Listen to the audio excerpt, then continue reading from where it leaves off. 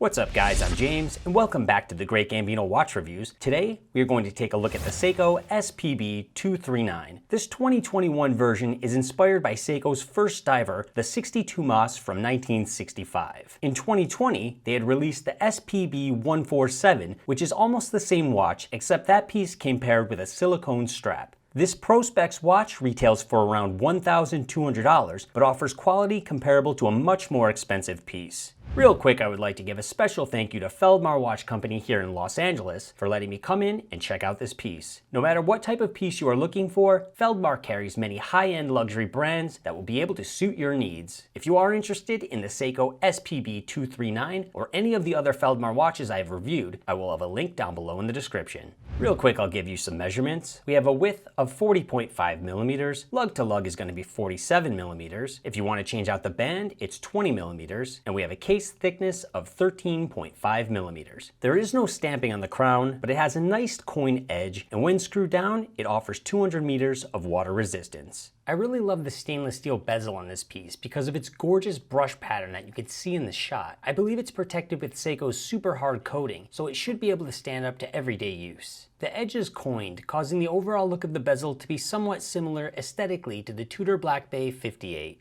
Seiko has used a dome piece of sapphire crystal with the SPB239, and it does have an anti-reflective coating, so reading the time out in daylight should not be much of a challenge.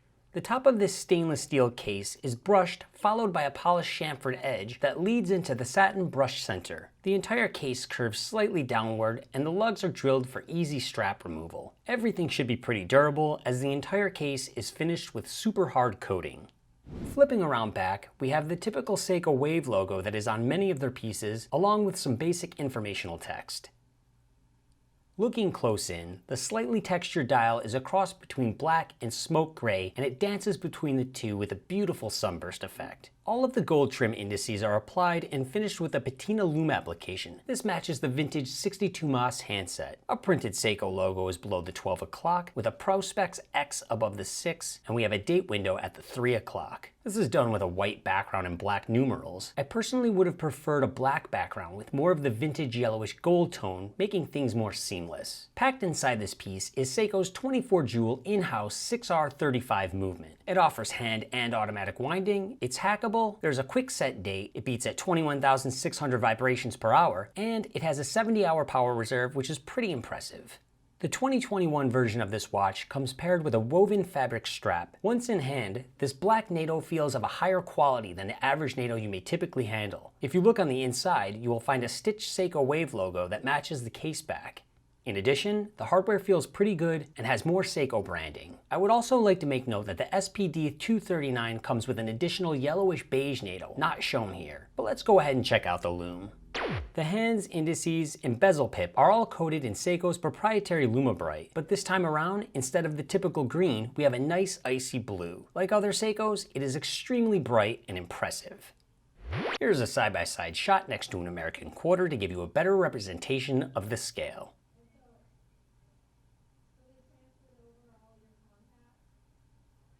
And here's a shot of my 6.75-inch wrist. Keep in mind, it looks a little bigger in the shot than in person. Coming in around 40.5 millimeters with a lug-to-lug of 47 millimeters, I couldn't ask for better dimensions on a diver watch. I think it is absolutely perfect, and I would not change a thing in this area. This size watch will look great on just about any wrist.